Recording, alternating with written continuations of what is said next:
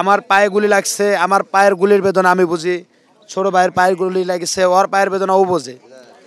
তো আমাদেরকে নিয়ে যে বৈষম্য চলছে, আমরা যে বৈষম্য সরকার ফ্যাসিস্ট সরকারের জন্য পায়ে গুলি খাইছি 4 আগস্ট, সেই ফ্যাসিস্ট সরকারের মতনই যাদেরকে আমরা গুলির বিনিময়ে এখন গদিতে বসাইছি, চেয়ারে বসাইছি, তারা আমাদেরকে নিয়ে আবার বৈষম্য করতেছে। আমরা যারা আহত হয়েছি তাদেরকে নিয়ে ক্যাটাগরির বৈষম্য সৃষ্টি করছে। A category, B category, C category, D category. ভাই রক্ত দিছি রাজপথে নেমে, দেশের জন্য রক্ত দিছি, কোনো ক্যাটাগরির জন্য কি আমরা রক্ত দিছি? আর আমাদের তো আজ 6 মাস যাবত অনেকের আছে পায়ে ইনফেকশন ধরে আছে, এই চিকিৎসার ইয়ার জন্য, সুচিকিৎসার অবহেলার জন্য সুচিকিৎসা পাচ্ছে না। সুচিকিৎসা না পাওয়ার জন্য কেউ পাও নিয়ে ঠিক মতো হাঁটতে পারছে না। তো আমরা কি জন্য এত অবহেলিত হব? দেশের জন্য রক্ত দিছি, রাজপথে নামছি। আমাদেরকে উপর আল্লাহ যে এখন যে লাইফটা দিছে, এটা হচ্ছে আমাদের বোনাস লাইফ।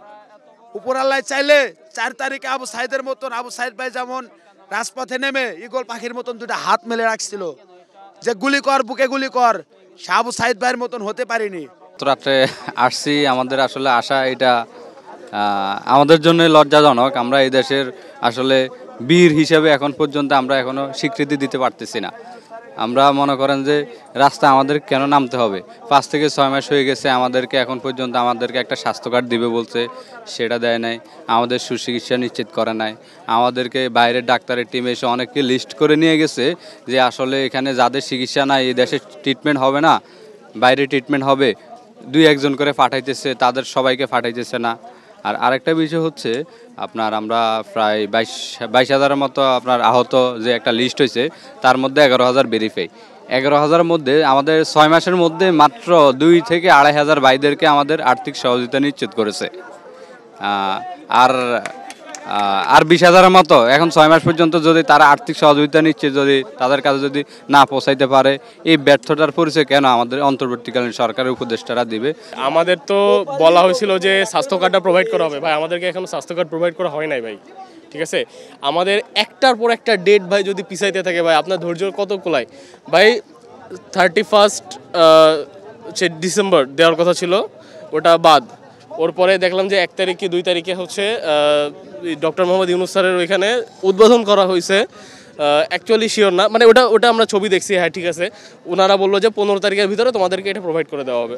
আচ্ছা, 15 তারিখ থেকে গেল 19 তারিখ, 19 তারিখ থেকে গেল আবার হচ্ছে 31 জানুয়ারি, 31 জানুয়ারি পর্যন্ত গেল। আচ্ছা, তো ভাই 31 জানুয়ারি চলে গেছে, আজকে 2 তারিখ, আজকে 2রা ফেব্রুয়ারি ভাই। তো আমাদের নিয়ে যে বৈষম্য চলতেছে, এর আগে যারা আমরা রাজপথে নামছিলাম, সমন্বয়করা এসে আমাদেরকে একটা আশ্বাস দিয়ে গেছে, আমাদের একটা হেলথ কার্ড দিবে, আমাদের পুনর্বাসনের ব্যবস্থা করবে। তারা বারবার ডেট চেঞ্জ করতেছে।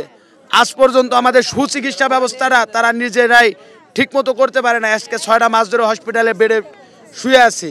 আমার পরিবারের একমাত্র আমি কর্মজীবী, আমার পরিবারের কি অবস্থা তারা খোঁজ খবরও নিতেছে না। আমার কি হালাতে আছি সেটা আমি জানি, উপর আল্লাহ জানে। যে গুলি খাইছে গুলির মর্ম সে জানে।